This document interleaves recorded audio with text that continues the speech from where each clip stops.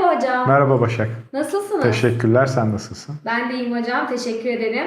Bugün size hastalarımızın bize en çok sorduğu soruları yöneltmek istiyorum. Hazırsanız başlayalım. Hazırım. Kimler rinoplasti ameliyatı olabilir?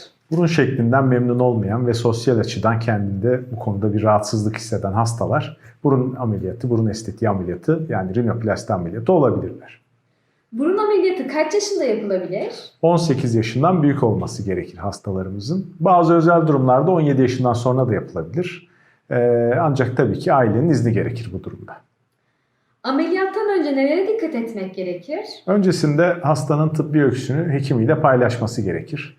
Mutlaka ve mutlaka kullandığı ilaçlar, ek takviye gıdalar veya özel besinler varsa bunları hastanın hekimiyle paylaşması gerekir. Hekimi hastamızı yönlendirecektir. Ameliyatı planlarken simülasyon yapıyor musunuz? Öncesinde simülasyon yapıyoruz. Çünkü bu sayede hem hastamızı daha iyi anlama olanağına kavuşuyoruz. Hem de hastamız bizi daha iyi anlamış oluyor. Hastamızın beklentilerini anlamış oluyoruz. Bu yüzden simülasyonu ben yararlı görüyorum. Nefes alma problemi ve şekil bozukluğu aynı anda düzeltilebilir mi?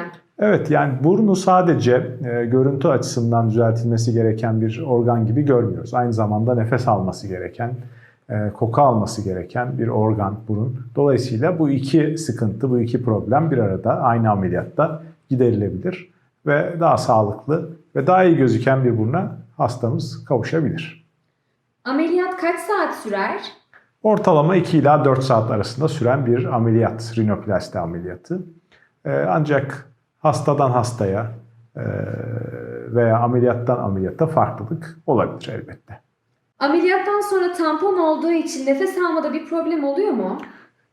Hastalarımız ameliyattan sonra burun içerisine yerleştirdiğimiz silikon tamponlara bağlı bir miktar daha az nefes alabilirler ama hiç nefes alamamaları gibi bir durum söz konusu olmaz. Yani nefes almaya burundan devam ederler ameliyat sonrasında. İçerideki içi delikli olan bu tamponlara bağlı nefes kaliteleri biraz düşebilir ama bu yaklaşık bir haftalık bir süreç. Sonrasında çok daha iyi nefes alacaklar. Ameliyattan kaç gün sonra tampon ve altıyı çıkarıyorsunuz? Bir hafta sonra bu atel dediğimiz üzerindeki özel termoplast özellikteki atel, burun üzerindeki ve yine içerideki tamponlar çıkarılır. Ve böylece hastamız sosyal hayatına rahatlıkla geri dönebilecek bir düzeye gelmiş olur. Ve hastalarımızın en çok sorduğu diğer bir soru hocam. Tamponları çıkarırken çok acıyor mu? Bu çok sorulan bir soru. Bazı hastalarımız hatta ameliyattan çok bu tampon olayından korktuklarını ifade ediyorlar. Ama şunu rahatlıkla söyleyebilirim ki tamponlar çıkarken acımıyor ve çok kısa süren bir işlem. Silikon olduğu için içeriye hiçbir şekilde yapışmıyor. Dolayısıyla bu konuda kendilerini üzmesinler ve stres olmasınlar. Ameliyattan sonra morluk ve şişlik çok oluyor mu? Hastadan hastaya değişebilecek bir durum bu. Çoğunlukla gördüğümüz 2-3 günlük bir şişlik dönemi sonrası birinci haftadan sonra hastalarımızın sosyal yaşantısına dönecek kadar iyi gözüktükleri. Çok büyük miktarda olduğunu açıkçası söyleyemeyiz. Ameliyat sonrası iz kalıyor mu? Kapalı rinoplasti yaptığımız durumlarda bütün kesiler burun içinde olduğu için herhangi bir iz olmaz dışarıdan gözüken. Ama açık rinoplasti yapıldığında burun ucunun altında küçük bir kesi yapılır. Bu iz de 3 ila 6 ay içerisinde çok az belli olacak düzeye ulaşır. Ancak kişinin kendisi, hastanın kendisi bunu fark edebilir. Dolayısıyla burun ameliyatından sonra iz çok sıkıntı yaratan bir durum değildir. Peki hocam kapalı veya açık rinoplastiği neye göre tercih ediyorsunuz? Elbette muayene sonrasında hastanın burnunun özellikleri bu tercih yapmamızda rol oynuyor. Daha sıklıkla ilk defa burun ameliyatı olacak hastalarımızda ben kendi tecrübem çerçevesinde kapalı burun ameliyatını tercih ediyorum. Ama bazı hastalarımızda ikinci veya üçüncü kez burun ameliyatı geçirecek bazı hastalarda açık rinoplasti yapmak veya bazı travmalara maruz kalmış hastalarda açık rinoplasti yapmak da gerekli olabilir. Bu biraz da hekimin tecrübesine ve hangi teknikle kendini rahat hissettiğine bağlı. Burun ameliyatı lokal anesteziyle yapılabilir mi? Burun ameliyatı teknik olarak lokal anesteziyle yapılabilir. Tarihsel dönem içerisinde de mutlaka yapılmıştır ama günümüzde artık burun ameliyatını genel anestezi altında tercih ediyoruz. Bu hem cerrah için hem de hasta için daha konforlu oluyor. Ameliyat sonrası iyileşme süreci kaç gündür? Hastalarımız kaç gün sonra işe dönebilirler? Bir hafta sonra hastalar sosyal hayatlarına, işlerine dönecek kadar iyi olurlar. Burun ameliyatının riskleri nelerdir?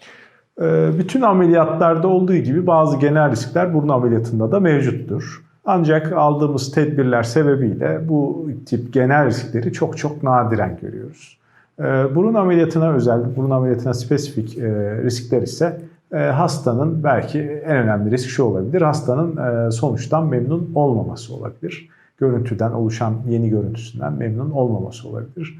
Ancak bunu da ameliyat öncesinde mutlaka detaylı bir inceleme ile, hasta ile hekim arasındaki iletişim ile, hastanın beklentisinin ne olduğunu anlama ve hekimin neler gerçekleştirebileceğini hastanın anlaması ile, yani iyi bir iletişimle çok yaşanacak bir sorun olmadığını düşünüyorum. Ameliyattan sonra nelere dikkat etmek gerekir? Hastanın ameliyattan sonra 3 ay süreyle gözlük takmasını biz istemiyoruz. Burnunu darbelerden, travmalardan korumasını istiyoruz. Bir takım spreyler kullanmasını ve parmaklarıyla özellikle ilk 1 ay veya ilk 1,5 ay kadar masaj yapmasını istiyoruz. Ameliyattan ne kadar sonra güneşlenmek veya denize, havuza gitmek serbesttir? Yeni iyileşen tüm yaralarda veya ameliyat sonrası ameliyat geçiren bölgelerde güneşe maruziyet renk değişimine yol açabilir. Dolayısıyla ilk 3 ay mutlaka ameliyat sonrasındaki ilk 3 ayda hastanın direkt olarak güneşe maruz kalmasını, güneşlenmesini istemiyoruz. Ama sonrasında hastalarımız diledikleri şekilde güneşlenebilirler. Diğer çok merak edilen soruya geçmek istiyorum. Burun ameliyatı sonrası burun ucu düşer mi?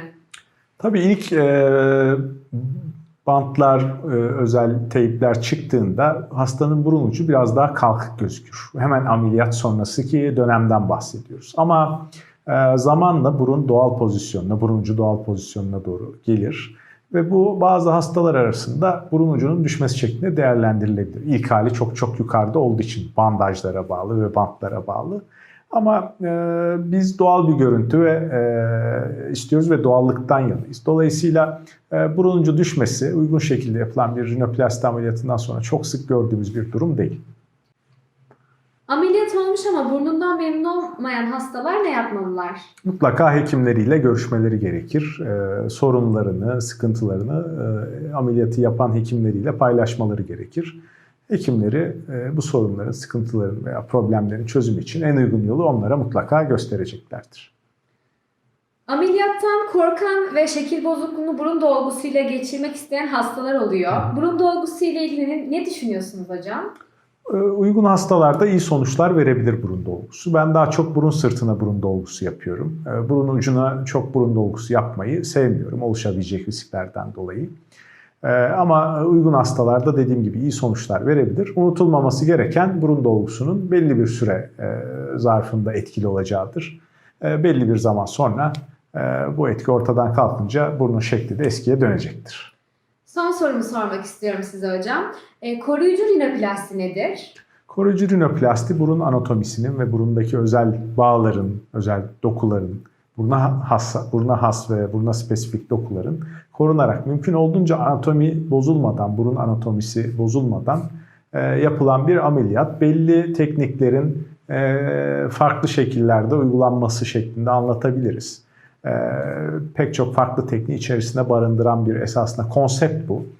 Burada dediğim gibi ama temeli mümkün olduğunca az hasar vererek, az zarar vererek, mümkün olduğunca az değişiklik yaparak doğal bir görüntü elde etmek istiyoruz. Bir anlamda doğallığı taklit etmiş oluyoruz esasında. Benim sorularım bu kadar hocam. Vermiş olduğunuz bilgiler için çok teşekkür ederim. Görüşmek üzere diyelim o zaman. Görüşmek üzere, hoşça kalın. Hoşça kalın.